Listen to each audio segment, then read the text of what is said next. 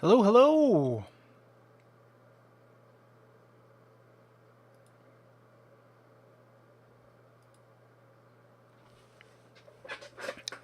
Hi.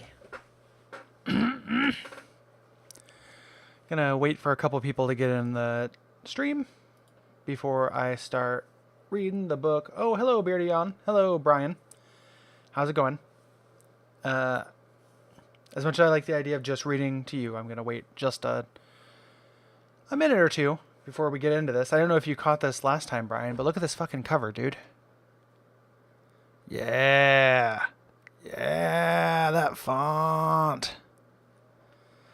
Um, I think you're gonna dig it. I think you're gonna dig it. Yeah. Yeah. It's real good. Hi, Mazwafor. Hi. Yeah, let's get into it. Here's the character sheet. Here's the character sheet for Chauncey Leduc, our protagonist, and he comes from the French Canadian Leducs. So we were driving, and our car broke down, and we decided to. Oh, magic! That's cool. Thank you, Brian, for popping in. Our car broke down, and we stopped in, and definitely a bunch of creepy stuff's happening. We talked to some paintings, we fought some fire golems, little things, and we fell down a pit into the basement. I think that's where we're at. I think that's where we're gonna start out. So,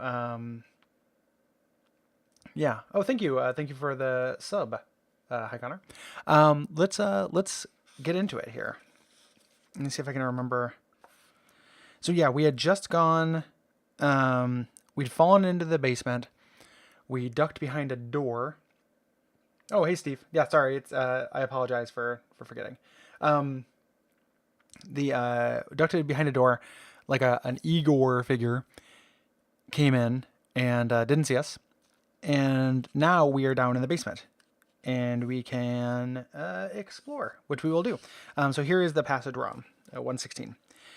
Outside the room, the passageway runs onwards, past the door to your left. If you wish to continue along the passageway, turn to 91. If you wish to explore the area, turn to 166. I think we will explore. I like how, why wouldn't we? And maybe because we are very close to being scared to death. As a reminder of the mechanics of this game, if you turn your attention over here to Leduc, you can see our fear is at 4. It started at 9. Once that gets to 0, we die. And we might be able to do something about that and get unfeared. But, yeah. Okay. Exploring the area, you find nothing particularly unusual. You see a wooden door on the left of the passageway, which you can try by turning to 221, or you can walk a little further, try another door on the right-hand wall. If you'd prefer to ignore the doors and continue up the passageway, turn to 91. We're definitely going to do out the doors because we have this over here. We found this password to the wizard's cache, which I think we want. The wizard's cache cab. We'll try the first door, I think, 221. Okay. Whoa. You can hear gruff noises coming from within the room. Whoever, or whatever, is in there certainly doesn't sound too friendly. Will you try to open anyway? Or will you open the door on the wall opposite? Or continue along the passageway? I think that we'll probably avoid this because we don't want to die. I mean, I want to get I'll leave this up to you, chat. So do we fight or do we check the next door? So you know where we're at. Our stamina is 15, which is not bad. Our skill should actually be an 8 when we fight because we have an old dagger. But this could be a fake out. I don't know. The world of fighting fantasy is quite dangerous. Opposite door. Okay. Yeah, let's go. We'll try the other door. Open the door on the opposite wall, 209. Okay. Oh, illustration time. This room seems to be a dungeon of some sort. For along one wall are 4 cells with heavy iron bars locking their occupants in. No one seems to be on your side of the bars, so you walk in to have a look. A twig cracks as you step forward, and immediately 3 bodies spring to life in 3 of the cells. They are a ragged lot, clothes in tatters, hair disheveled and grubby. They all reach forward through the bars and plead for you to release them. Each one has been captured by the Earl of Drumer's servants and imprisoned to await some horrendous fate. Nearest to you is a pretty young girl. Her face and fair hair are dirty, and she is in tears. She desperately wants to be released. In the second cell is a tall man with strong features. He has accepted that he is about to die and bravely asks you to kill him now to deprive the evil Earl of his pleasure. In the third cell is a milking machine that won't stop until 700 gallons are drawn. No. In the third cell is a balding man in a gray gown who says nothing. Do you want to help these prisoners? You may talk to one of them if you wish. If you'd like to talk to the girl, turn to 322, the dark man, 266, or the balding man, 363. If you'd rather not talk to any of them, I can leave. Yeah. And here's the illustration. Look at this little guy. Look at this little unit here on the side. So you got a little girl, and then you got, let me see if I can, that little guy. So I think we should probably, I mean, hopefully we can talk to all of them. I want to know what they have to say. The Dark Man. Let's talk to them in order, I think, just to see if we can do them all. So let's talk to the little girl at 322.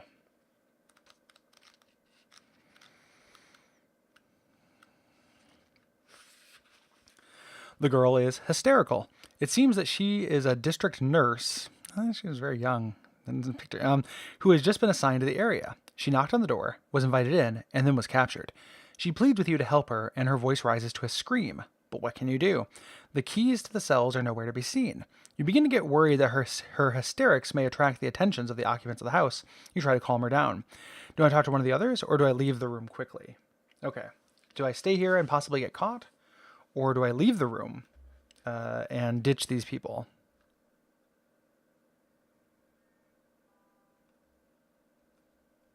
What do you guys think?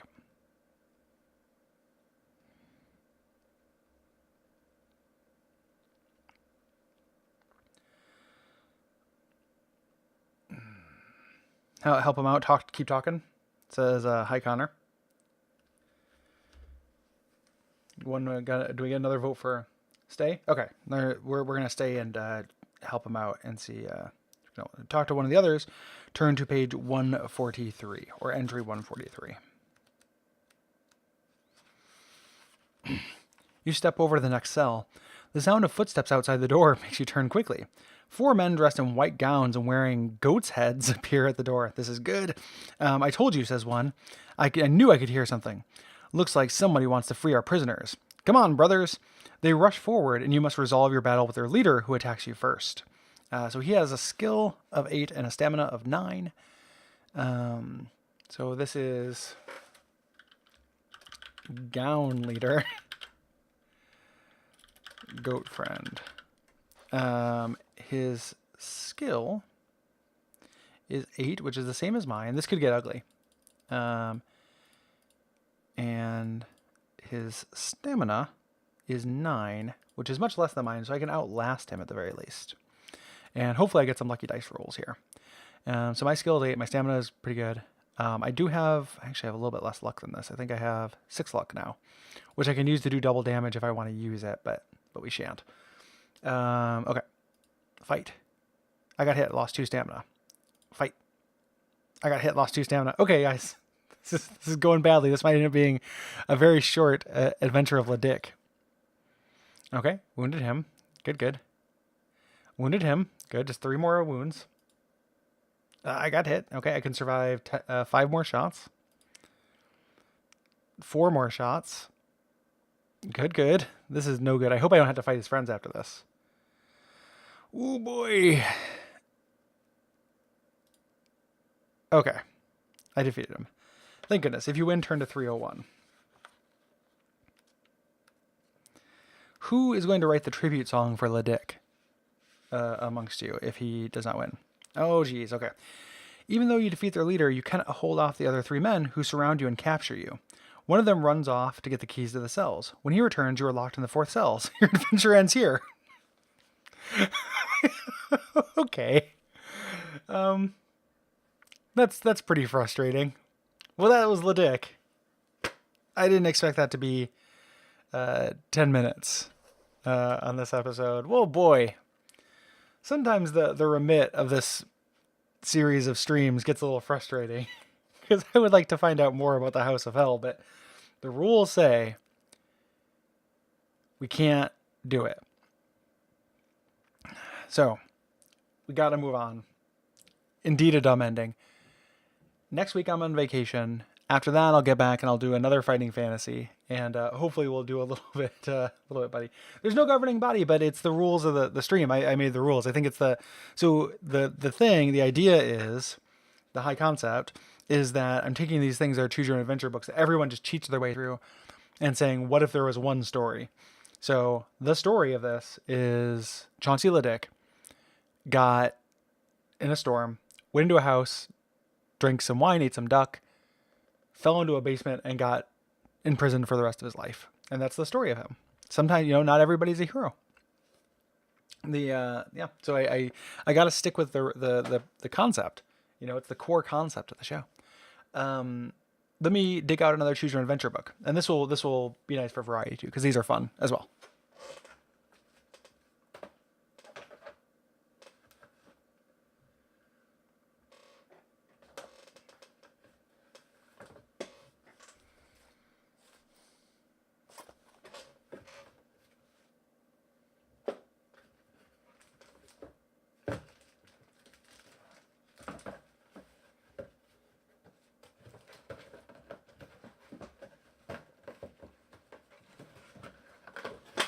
I'm actually running a little bit low on just basic choose your own adventure books, but I will. I'll try to see if I can find some more. I might go thrifting on Sunday, and I'm going to a comic and book swap thing tomorrow morning, so there might be some. So to keep in theme, we're going to do choose your own adventure number 5, Curse of the Haunted Mansion, written by Edward Packard, the creator of Choose Your Own Adventure books. Here's this cover. It's got a mummy. There's also a special trivia sweepstakes where you can win a prize. We'll see the details inside of that. And this was previously published as The Mystery of Chimney Rock. So good to know, I think. So warning, I want to find stuff about this contest, but it looks like we're getting right into it. Okay. Yeah, Teen's got a great watch. He's really dressed like a Tim and Eric character here. Look at that. Those tall mom jeans and that shirt tuck. Okay. Vacation is here, and you're visiting your cousins Michael and Jane for a few days at their new home in Connecticut. Soon after you arrive, they take you on a tour of their neighborhood, along shady streets lined with cozy houses with neatly trimmed lawns. On the top of the hill, you notice a huge stone house, unlike anything you've ever seen. It has turrets, walled terraces, and a square tower that looks like a giant chimney. Some of the windows are boarded up, and others are hidden by vines and bushes. There is a big dog chained in front of the little cottage nearby, and you ask your cousins if anyone lives there. Chimney Rock? Most people around here wouldn't live there for $1 million, Michael says. It's supposed to be haunted, Jane adds. They say that some people who have gone inside and never been seen again are on exchange from jolly old England, of course. What happened to them is still a mystery. You see, Michael explains, Mrs. Bigley lived in Chimney Rock alone with her cat for many years. When she died, she left instructions in her will that her cat could live there. Oh, this is good. Could live there for the rest of its life. People say that she put a curse on the house so that no one would bother the cat. Haven't the police investigated, you ask? The police never found anyone, only the cat, Michael says. But some people say Miss Bigley never died at all, and that she's still living there herself. What does the caretaker say, you ask? He doesn't say anything, Michael replies. Some say he's crazy, and some say he's just mean, but I guess he's afraid of the curse too, because I hear he won't step foot inside Chimney Rock. You're not kidding, you ask? If you think we're kidding, why don't you go inside, Michael says. If you say, I'll do it, turn to page 4. If you say, no thanks, turn to page 6. We're definitely not turning down adventure. We're going to do it. Go into page 4. 1 second here.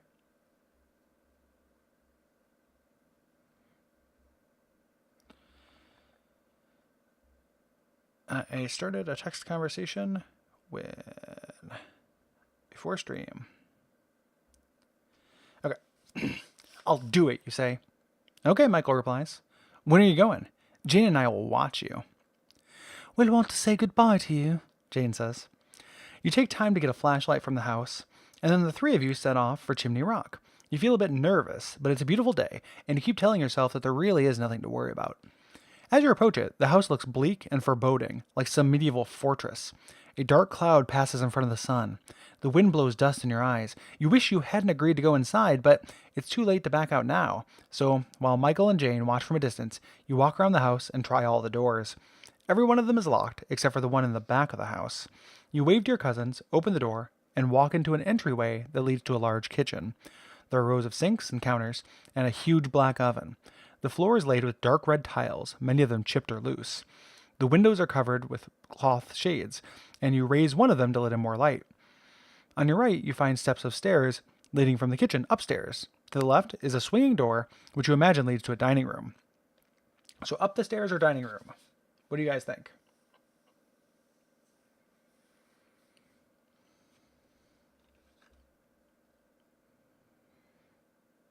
Dining room, up the stairs, down the stairs. We can't go down the stairs. If there was a basement, we'd do it.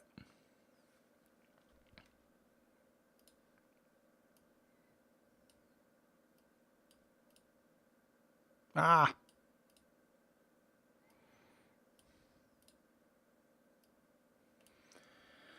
Dining room. Oh, unanimous. Okay, let's go through the dining room. Page 10.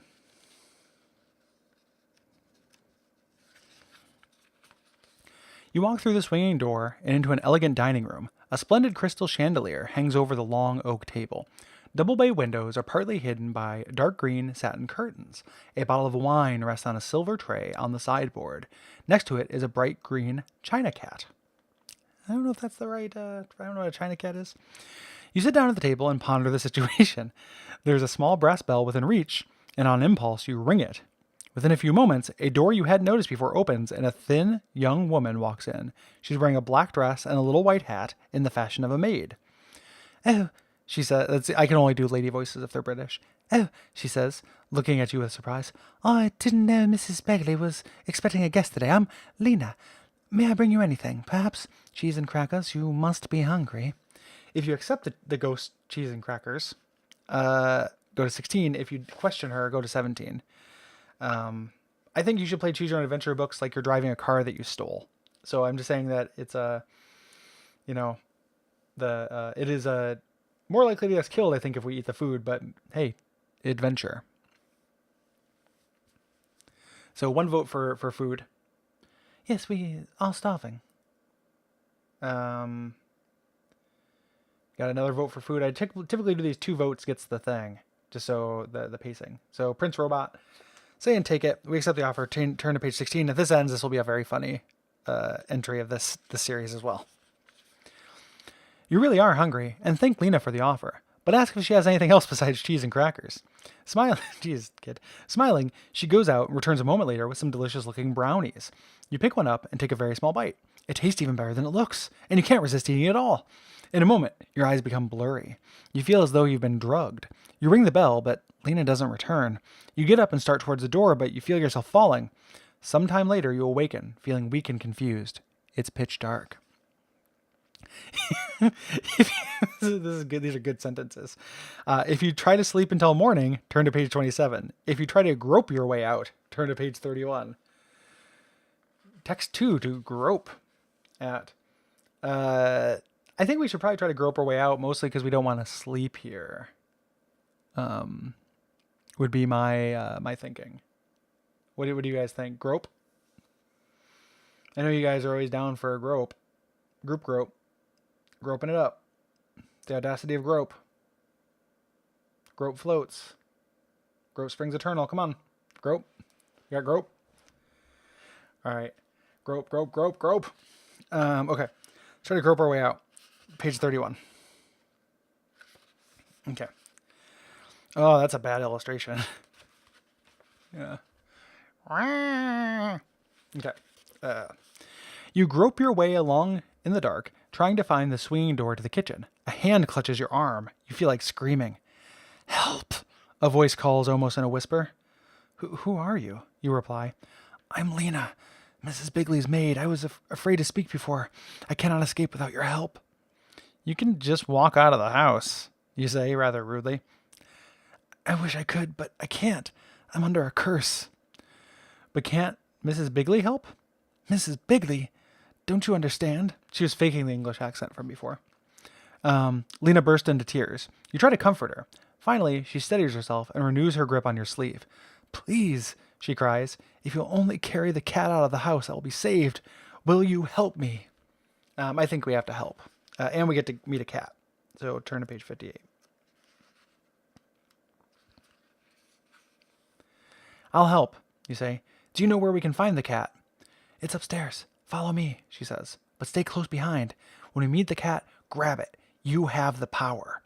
You follow Lena upstairs and through the upper hall to a room in the back of the house. The room contains a sewing machine, a loom, and a table. There's also an armchair with a flower print slip. On it, sound asleep, is a large black cat. You pick up the cat and walk swiftly down the steps through the interior rooms and out the kitchen door. The cat tries to scratch you and jump out of your arms, but you hold it tightly. Lena throws open the door, and you step outside into the bright sunlight. The cat begins to purr. Lena dances in the air. The spell is broken, she cries. You've saved me. Michael and Jane come running.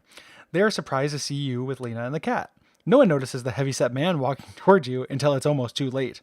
It's Jervis, the caretaker. Everyone looks at him anxiously, but he smiles broadly.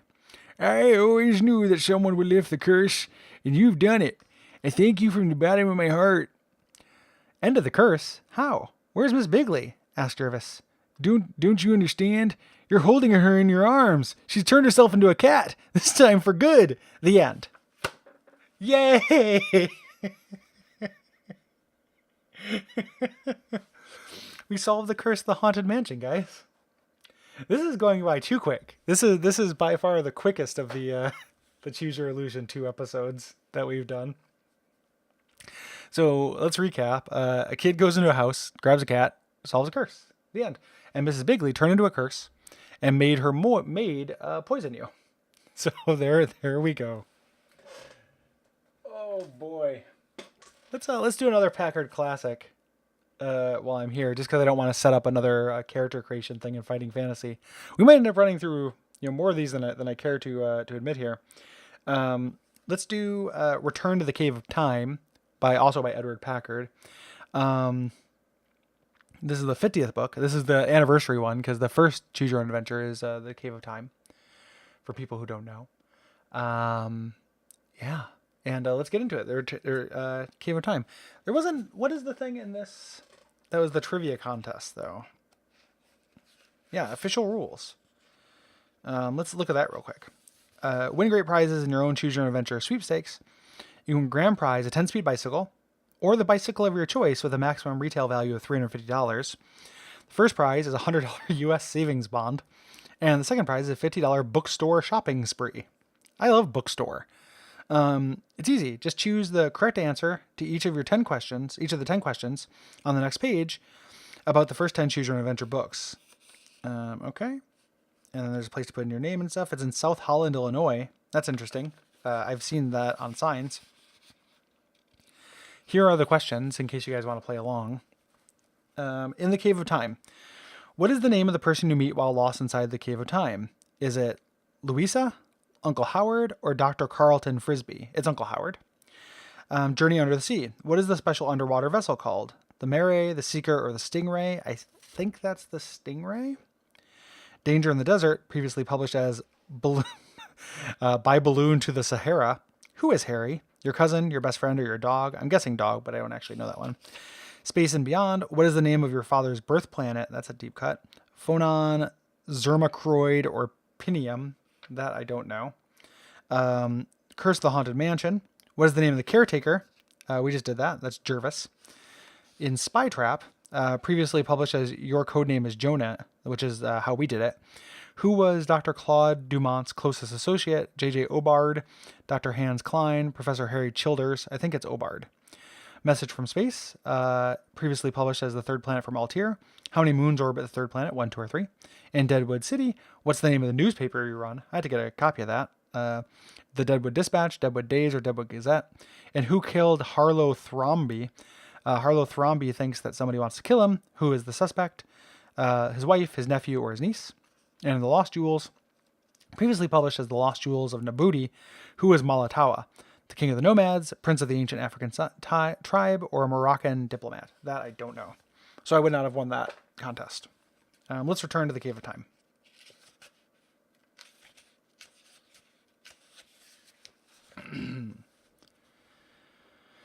Your heart races as you make your way through Snake Canyon, looking for the entrance to the Cave of Time. Though it's a sunny summer day, you're wearing a warm sweater under your all-weather parka, as well as wool socks and pants. You don't know where you'll turn up once you've entered the cave, but you want to be ready for anything. Finally, you reach the familiar grove of pine trees, but your hope fades as you realize that landslides have covered the cave's main entrance. Determined not to give up, you search the floor of the canyon until you find, hidden behind clumps of sage, another barely passable entrance. Crawling on your hands and knees, you enter a tunnel that, judging by its direction, should lead to the main chamber. The tunnel seems endless and keeps curving to one side, as if one might be going around in a circle. Oh, it's a spiral. After a half hour of crawling, you feel a tightening of the muscles in your throat and begin to panic. There's not enough room to turn around. You're not sure you can go back. The end. Well, fuck. No, it doesn't actually end there. I'm just kidding. Turn to page 3. Cool picture. Yeah, giant wizard. Love it. Okay. Painfully, you crawl on around a bend to the right and then to the left. Somewhere up ahead, a voice is chanting, or is it many voices singing in unison? It's an eerie tune with only 3 or 4 notes. A moment later, you reach a dimly lighted chamber. A thin, ghost-like figure abruptly stops singing and looks at you intently. You can hardly find words, but as if to answer your question before you ask it, the strange man, if he is a man, says, "You have found the Oracle of Time." This happens quick. You're amazed to meet anyone in the cave, much less an oracle. For a moment, you're afraid, but as you look more carefully at the oracle, you can't help but smile. His expression is kindly and wise, and there's also a playful, impish look in his eyes. You realize he may be able to tell you about some things that you've wondered about. Bad sentence. What is time, you ask? The oracle is silent for a moment, but then answers in a firm voice. Time is what keeps everything from happening at once. When did time start, you ask, and when will it end? Would you like to see? You gulp in amazement.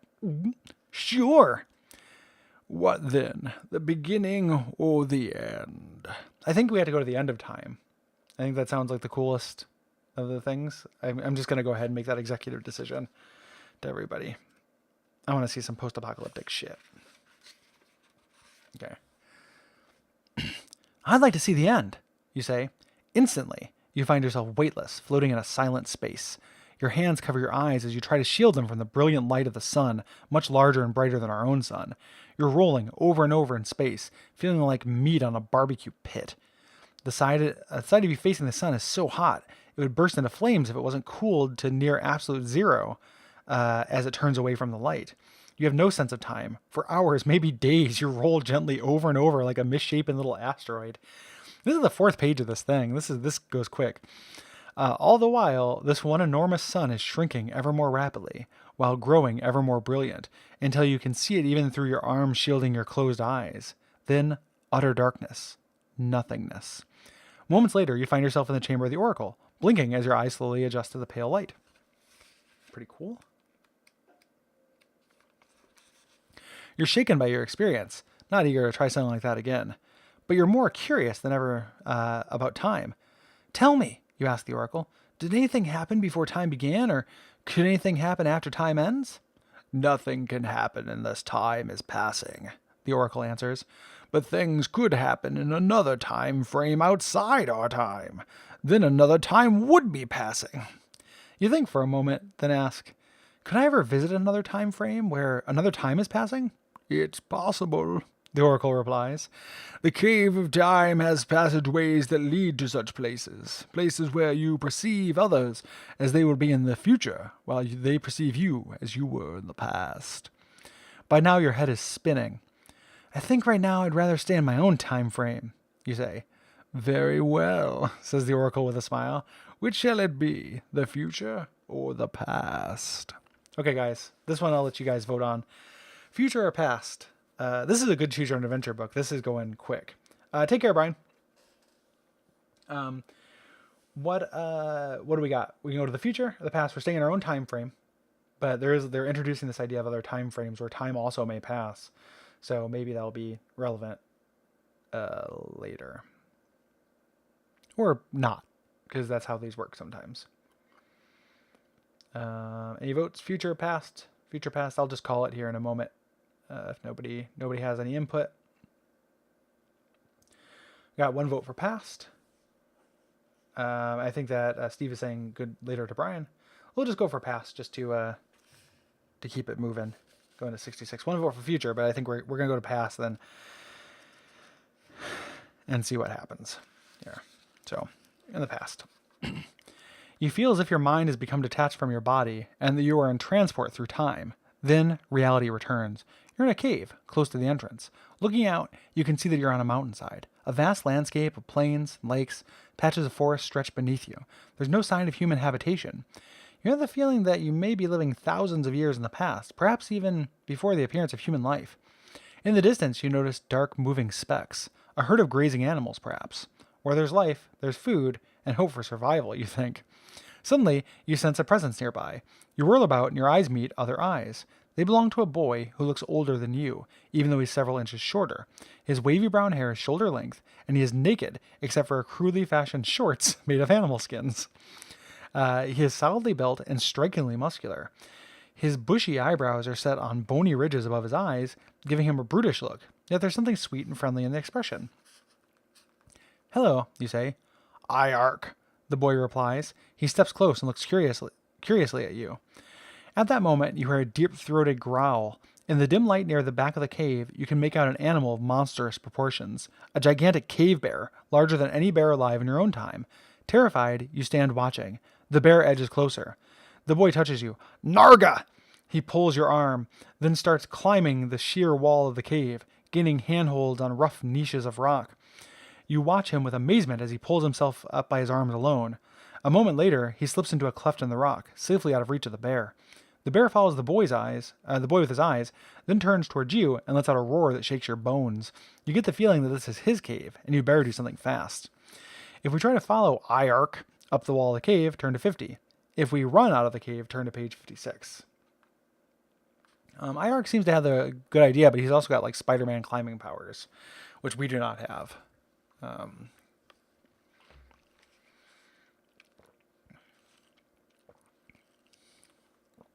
So, I don't know that we can outrun this bear either, though.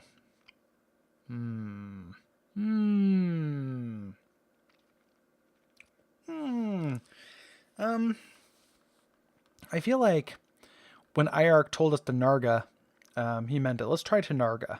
Let's try to climb the wall, and if we die to the bear, we die to the bear. That's okay. We'll set a record for the most stories that we've told in one of these things. It doesn't look like an immediate death. It could still be death. You leap high against the cave wall, grab a handhold, dig the toe of your right foot into a tiny niche, and begin to climb. The bear is close behind you, breathing and snorting. You're able to climb a couple feet higher, but the wall becomes even steeper above you. You desperately feel for a higher foothold. Suddenly, your wrist is seized by a vice-like grip, and you feel yourself rising, then being hauled onto a ledge. Only then does the powerful grip release your wrist. Aching and sore, you look into the smiling eyes of Iark, then back at the paws of the bear, raking the edge of the lip of the edge, still trying to get at you. Og, says Iark. He starts crawling into a dark tunnel. You follow, hoping that it'll lead you out into the open. Instead, it leads you into an abyss, and you're falling, clutching Iark's arms, tumbling through the cave of time. I think we're going to bring the caveman back to the future, guys.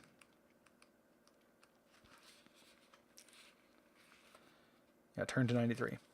Suddenly, you're waking as if from a dream. Once again, you're inside the entrance of a cave. And something, maybe it's the smell of the air, or the temperature, or the faint sound of an airplane above, tells you that you're not, or that you're back in your own time.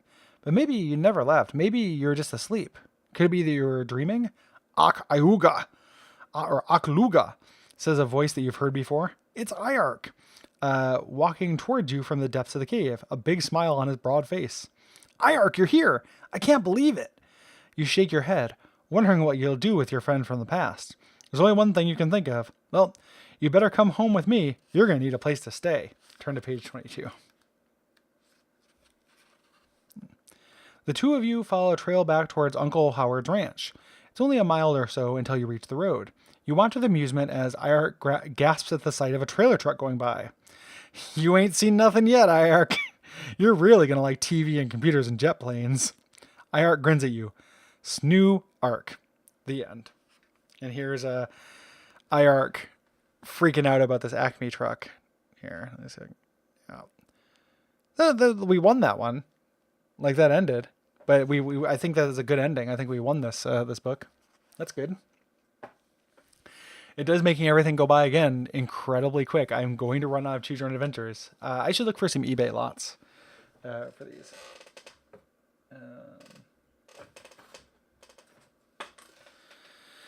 So we'll do let's do a Twist-a-Plot book. This is actually written by R.L. Stine previous to him doing Goosebumps, so it should be pretty good. I think that's how R.L. Stine got his start. And we did one Twist-a-Plot book before, and they're great. They move really quickly. So this is Golden Sword of Dragon Walk. Dragon, sorcerers, dark magic. You will fight them all with the Golden Sword of Dragon Walk. And pretty good cover here, as you can see. Little Atreyu figure fighting a cool tech dragon thing. But yeah, R.L. Stine. Let's get going here. This is illustrations by David Febland. Beware, do not. Okay, there is information here, but it's not just saying not to read it in order. This was made in 1983 by Robert Stein. So, yeah. You're about to enter the medieval kingdom of Dragonwalk. It takes courage to visit this once proud land, for the people who lived here have all been driven out. Today, Dragonwalk is populated by sorcerers of dark forces, dragons who live only to destroy, and nightmare creatures who feed on evil and kill for pleasure. Knights of the Round Table travel around the borders of Dragonwalk, rather than risk the terrors that wait within. Carrying the legendary golden sword of this kingdom, you venture forward with a mission to rid Dragonwalk of the evil forces that have held it in darkness for so many centuries. You will make your own decisions and choose your own paths by following the directions at the bottom of the page. If you choose well, the ancient honor scroll of heroes will include your name. If you take the wrong paths, the forces that have devoured Dragonwalk will devour you as well. Farewell, traveler. A visit to Grandma Carmen's means a day of exploring, for your lonely old grandmother lives in a tall mansion with hidden closets and passageways and attic rooms that haven't been opened since long before you were born. You gobble down your toast and jam that she has prepared for your lunch and ask to be excused. You can't wait to climb the cracked stairways and search out fresh surprises the old house always offers. Just a moment, Grandma Carmen says, wiping crumbs of toast from her chin with a yellowed lace napkin. Before you disappear for the day, I have a little surprise for you. The doorbell rings, and she walks down the hallway to the front door. There's the surprise now, she says. She opens the door, and a little girl walks in. It's Stacy, who lives down the street. What's the surprise? You ask, impatient to begin exploring. Stacy is your surprise, says Grandma Carmen. I promised her mother you'd look after her this afternoon. You don't mind, do you? Don't mind a 7-year-old girl underfoot while you have dark caverns to explore, mysterious passageways, and endless treasure-filled tunnels to travel? Grandma Carmen looks at you sternly. Of course I don't mind, you say quietly. You climb the creaking attic stairs slowly, with Stacy right behind you. The two of you creep through dark rooms filled with wisps of cobwebs and dust thick as snow. A curving passageway leads to another one, and at the end of this silent tunnel, a circular room unfolds, a room you have never seen before. Now don't touch anything unless I say it's okay, you tell Stacy. But you're already too late. Stacy has picked up a blue vase with strange writings around the base. Isn't this pretty? She asks, holding the vase up. As she does so, the bookcase on the far wall begins to slide open. Stacy, what have you done? You cry, startled by the moving wall. Look, a passageway behind the bookcase. A secret tunnel. Come on, let's see where it leads. No, Stacy says, backing towards the doorway. Let's get out of here. I'm scared. If you persuade Stacy to explore the secret passage with you, turn to page 4. If you don't want to argue and rather try another room, page 6. We're definitely going in the secret passage. So I know we should. I want Stacy, to not be in danger, but at the same time, we're getting to Dragon Walk. Come on, Stacy. Let's see what's on the other side. You plead. I promise I'll take care of you, no matter what. And if it's something yucky, we can leave right away, she asks, starting to give in. I promise, you say, pulling her into the passageway. You hope it's the truth. There's a hazy sunshine on the other side of the passageway. You step out to find yourself at the edge of a silent forest. Peasants dressed in black, carrying sheaths of straw on their back, walk slowly down a dirt path that leads to a dirty little town of straw huts in the distance. Welcome to Dragon Walk, a man's voice says quietly. You turn around and find a bearded man in a black robe. There's no welcome in his eyes, just the same pain and unhappiness that you notice in the eyes of the peasants who walk by in silence. You've not come at a happy time, the man says, as if he could read your thoughts.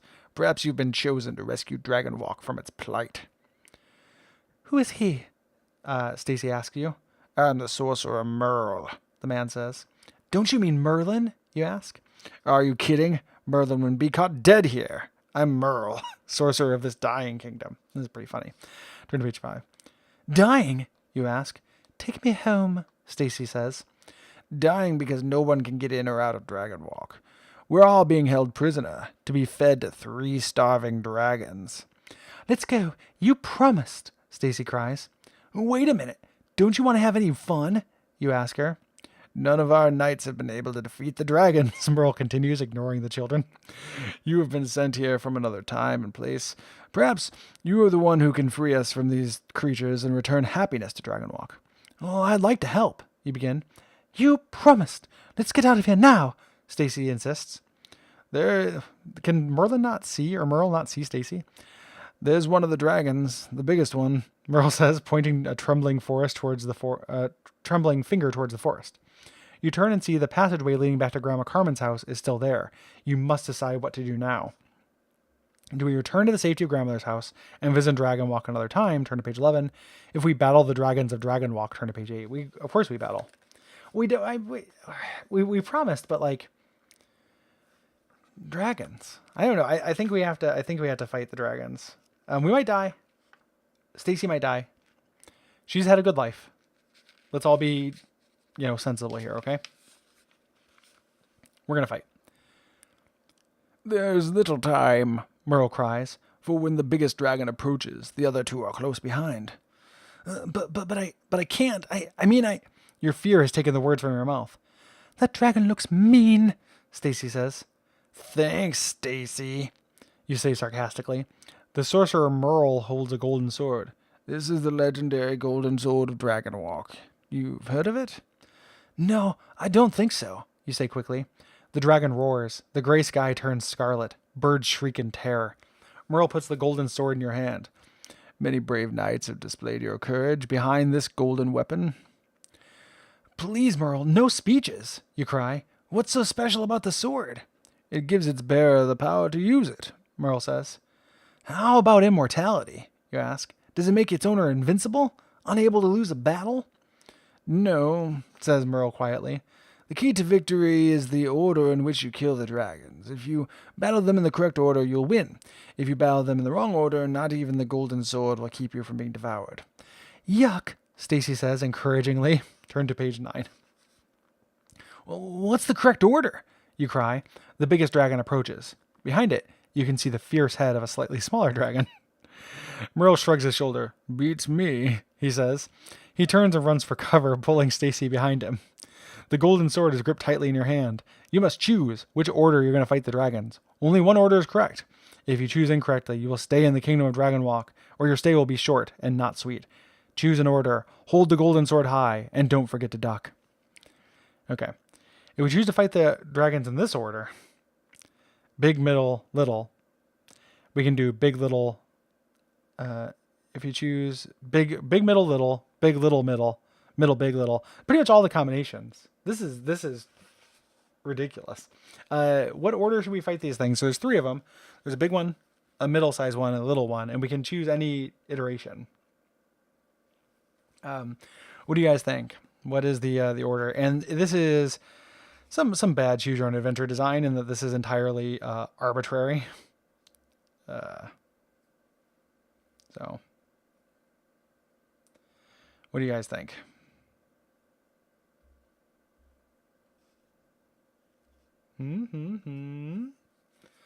Start big, go small, maybe medium one. We'll get sad and go home. Okay, so we got 1 for big, small, medium. I think I'm probably just gonna go for that because getting there's 6 options here, and getting the you got 1 for middle, big, little, 1 for big, small, middle. This R.L. Stein. Come on, Jack Black. I'm just gonna go big, small, little, big, small, medium because it's the first one here, and it might be bad, but even though, you know what though, that's actually the first option. That's the second option it gives me. Yeah, so we'll try that. Turn to page 15. Hopefully, this will be okay. If not, though, I blame this twist of plot is much sloppier than the last twist of plot. Okay. The dragon roars an unfriendly welcome. You raise the golden sword, but stagger back by the force of the dragon's breath. A shield! I need a shield! You cry. The biggest dragon lifts its head in a cry of victory before the battle has even begun. The air itself seems to melt, turning into molten lava from the beast's fierce breath. Here, use this as a shield. It's Stacy carrying a large, flat piece of tree bark. Stacy, get back! You scream. The dragon roars again, this time with such heat and force that both you and Stacy are blown into the air. You feel yourself flying through the hot, steamy air. Bump, another bump. You have landed on a hard floor. Where are you? After what seems like hours, you open your eyes. What luck! You're back in Grandma Carmen's house, back in the room, safe on the other side of the passageway. The dragon has blown you back. But wait. You have not only traveled back to where you started, but the force of the dragon's breath has also blown you backwards in time. You remember nothing of your first terrifying visit to Dragon Walk. You and Stacy just discovered the passageway. Stacy doesn't want to go through, but you're eager to explore. Will you return to Dragon Walk? Turn to page 6. This is a thing that happened in another R.L. Stein book. So this actually, no, this doesn't start us over. So weirdly enough. Okay. Okay, Stacy, it's okay, you say soothing. We don't have to explore the passageway. We don't have to have any fun at all. It's fine with me. It's too dark in there, she says. She is backed up nearly to the door. Okay, we'll find another room, you say, following her. I know where there are some great old clothes we can try on. We can... But before you can finish your sentence, you hear loud noises coming from the secret passageway. Footsteps, then a scream of pain. You stare in amazement as a knight in full armor, carrying a golden-bladed sword high above his head, staggers out of the dark passageway and falls to the floor at your feet. Help! The knight cries weakly. He attempts to pull himself up, but falls back again. I'm in need of help. Let's get out of here, Stacy manages to cry with her face filled with fright. Please, let's go now. He's in trouble, you say. We've got to help him. We can't just leave him here in the attic. If we follow Stacy out of the room, go to page 10. If we help the intruder, turn to page 12. So, I mean, I guess I got to help him. This is constantly giving me the option to say no to adventure. And he needs help. He seems good, too. Look at him. Like, I like this guy. Hello. I'm handsome. Yeah, we're going to help this guy out. Turn to page 12. Who are you? Where do you come from? You cry, struggling to help the knight. I come from the kingdom known as Dragon Walk, he says in a voice that grows fainter with each word. My kingdom has been in the domain of evil for many years. I stood up to that evil, for I came into the possession. It says possessor. Or I came to be possessor of the golden sword, but now I'm mortally wounded. I must pass on the golden sword, and with it, the hopes of the few good people remaining in Dragon Walk. I have no choice but to pass it on to you. He shoves the golden-bladed sword at you. It's heavier than you expect, and you drop it with a thud. Hold the sword tightly, the man says, the color fading from his already pale face, and may it bring you better fortune than it did me. The sorcerer Ravenhurst will follow me here. You must not let him through the passageway. You must not let his evil into your world. Go, go, you must travel through the black tunnel to free Dragon Walk of its enemies. I can't, you cry, struggling to lift the heavy sword and return it to him. I can't go off to some medieval kingdom and fight sorcerers. I'm supposed to stay and take care of Stacy. So I really... It's no use, Stacy says quietly, fighting to hold back the tears. He's dead. Turn to page 13. The knight has died. His death spurs you to action. Come on, into the tunnel, you scream at Stacy. He left his hopes with us. We can't disappoint him. But what if we're not back by supper time? Stacy cries as you drag her into the dark passageway. Grandma Carmen will be ever so worried. You don't hear her words. Your only thought is to get through that dark, cold passageway and find out what awaits you on the other side. You run as fast as you can, with Stacy struggling to keep up. You fall and feel wet earth on your knees. You pick yourself up and keep running. Light. Gray light. Is that the sky? You are definitely running on dirt now. The passageway ends, and you're standing in a gray evening world of low barren hills and scraggly scrubs. "Ho there!" a voice calls. I don't know if this is Merle or not. You and Stacy, struggling to catch your breath, look up and see 3 men approaching in peasant robes. Maybe they're coming to help us, Stacy says, almost pleading for it to be true. Or maybe they're Ravenhurst men, you say. We must fight them and keep them out of the passageway. Do we wait and listen, or do we fight? I have no idea how old these kids are. The pictures make them look very young. It is pretty silly. I think we should talk to them. Let's listen to them, and if we get caught, it's okay. We're almost near the end of our allotted time, so. Okay. As the 3 men come closer, you see that only one of them is armed, and he doesn't have his sword drawn. You hold the golden sword tightly in front of you, but do not move to use it. The golden sword, one of the men cries. How did you come to possess it? A dying knight gave it to me, you say. You see that the 3 men are in awe of the sword. Then you have come to rescue Dragonwalk from its foes, one of the men says. You do not seem to be a powerful knight or a clever sorcerer. What are your powers? Powers? You ask. Well, And what of this little girl? One of them asks. How will her powers aid you in your battles? Battles? Your voice cracks at the word. Well, I was just taking care of her for the afternoon. I couldn't leave her behind, so, A rustling in the trees causes the men to huddle closer together. The wind grows cold, and the gray sky turns charcoal. We have no time for this conversation, one of the men says in a whisper. Ravenhurst is near. His magic takes many forms, all of them evil. We must prepare quickly. We have come to help you, he says. Turn to page 17. Where do we go? Where do we go? What do we do? You ask, suddenly realizing that you will be involved in a serious battle. I want to go home, Stacy says. Take me home right now. You look around. There's no house, no passageway, no trace of the neighborhood you left. Only low grassy hills leading to a dark forest full of bent and twisted trees. Ravenhurst will find you soon enough, one of the men says with a frown, ignoring Stacy's repeated demands to go home. It isn't safe for all of us to travel together. You must choose one of us to help you in your battle against the Ravenhurst evil. The 3 men introduce themselves. There's Elcar, a knight warrior, Shalador, an apprentice sorcerer, or Bendux, the wealthiest man in Dragonwalk. Bendux greets you by holding up a bag filled with gold coins. I have found that evil can always be fended off with gold. Elcar insists that a powerful sword is a bigger help than any gold, and Chalador boasts that his magic spells are more powerful than might or wealth. You must choose which of these men you'll bring with you in your battle against Ravenhurst. Choose only one of them. The other 2 will disappear into the forest. Turn to page 20.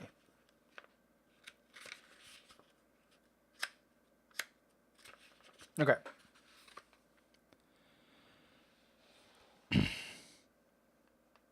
Oh, I guess we don't choose we don't pick a thing. We just I guess we have to pick it later, because it just says we have a companion. Ravenhurst is over 300 years old, your new traveling companion tells you. In that time, many have owned the golden sword, many have fought to rid Dragonwalk of its evil, and all have failed. Great, that cheers me up a lot, you say. First, you must know the power of the golden sword. The sword, you see, gives its owner the power to use it, even if you've never held a sword before. I haven't, you interrupt. The golden sword gives you the power to become an expert swordsman. This may help you, or it may not. You get your chance to use the golden sword sooner than you imagined. Suddenly, you find yourself tangled in the low, wiry branches of a tree. You attempt to pull yourself away, and then realize the tree branches are pulling you in. Dry leaves choke you as you feel yourself being drawn in tighter and tighter. Use your sword, your companion cries. You hack at the branches with the golden sword. Can you free yourself? Pick a number. any number. If you picked an even number, turn to 24. If you picked an odd number, turn to 26. So 50-50 chance. Let's do odds. I'm going to move us along here just because we're coming up on time.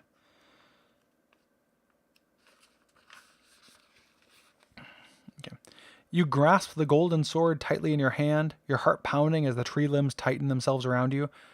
I can't breathe, you cry. You swing the sword wildly, slashing at your captor. Slash again and again. The golden sword cuts through the grasping limbs, tears bark off of another. You begin to swing more frantically, faster and faster, cutting and slashing, and the limbs begin to fall to the ground. You're winning. The tree seems to be loosening its hold. The golden sword is slashing your way to freedom. Then suddenly, the massive trunk begins to part. The tree draws open like a giant cave, and you feel yourself being sucked inside. Now you're in darkness. You're inside the tree, trapped in a black hollow cave, still waving the golden sword, although there are no longer limbs to attack. Are you a permanent prisoner of this silent foe? Can you defeat the tree from within inside? Raise the golden sword, keep hacking the trunk, and turn to page 46.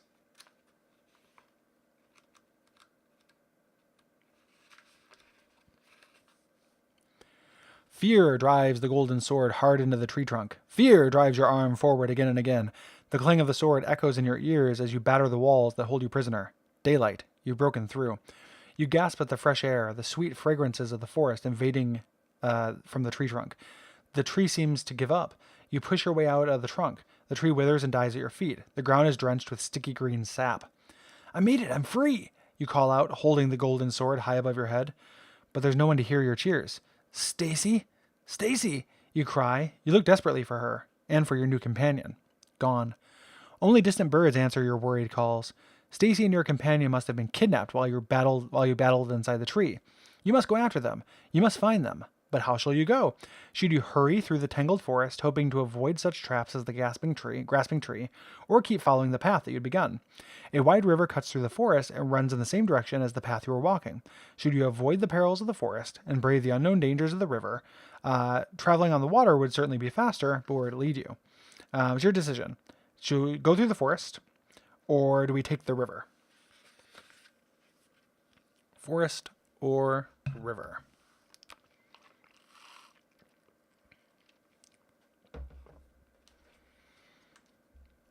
Forest or river? Forest or river? Forest or river?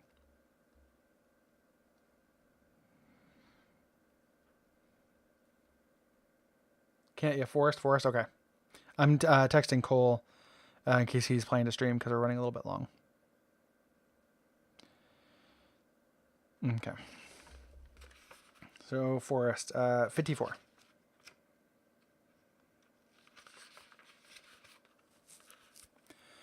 I'm not taking my chances on the water, you tell yourself. Somehow I just feel safer on dry land. You head back into the thick forest. Footprints. Could those be Stacy's and your companions? This is using the word companion a lot. They follow a narrow dirt path through the bent and tangled bushes. You follow the path, picking up speed, running over the prints, running to find your lost friends. A narrow beam of sunlight cuts through the trees overhead, forming what appears to be a spotlight on the grassy ground.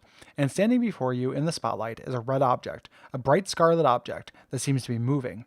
What can that be? You ask yourself, slowing your pace a little. As you approach, you see that it's some kind of lizard, a scarlet lizard, preening in the sun. You come nearer. You feel yourself drawn to it. You can't resist it. It arches its neck and seems to grin at the sun. You reach your arm forward. Something wants you to touch it. You must touch this lizard. Your hand makes contact. You touch it. Ow! The red heat of its body burns your hand. The small lizard begins to grow. You realize you made a serious mistake. How serious? Turn to page 61. The scarlet lizard grows and grows. It's taller than you now, and still it grows. Why don't you run from it? Why are you frozen there, staring at it, watching it grow redder as it grows bigger and hotter? Why can't you run? Perhaps if you close your eyes, its scarlet spell will be broken, its hold on you loosened. Perhaps. Do you choose to run, or do you feel you must face this giant red beast creature? Let's face the creature. I hope that actually, it's okay if we die because we're running up on time. Let's try to face it. It does not look like this immediately kills us. And I want to get some sword fights in. The lizard is at least 8 feet tall and still growing, and as it grows, its fiery color grows brighter until you feel that you are staring into the sun. The golden sword trembles at your hand as you struggle to lift it. You must defeat this devil lizard before it attains its full height. It takes every ounce of your strength to raise the golden sword, but you do it and press it forward. The scarlet lizard's black eyes grow wide as your blade stabs at its chest. The heat is almost unbearable, but you stab it again and again.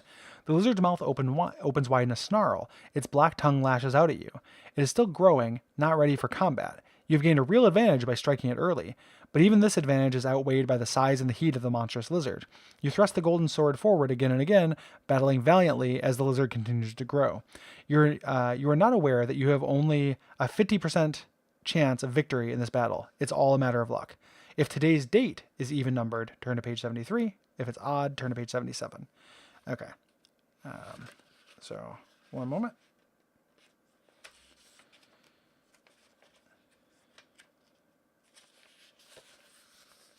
And it looks like we lost the, it's odd, it's the 9th. It looks like we lost this coin toss.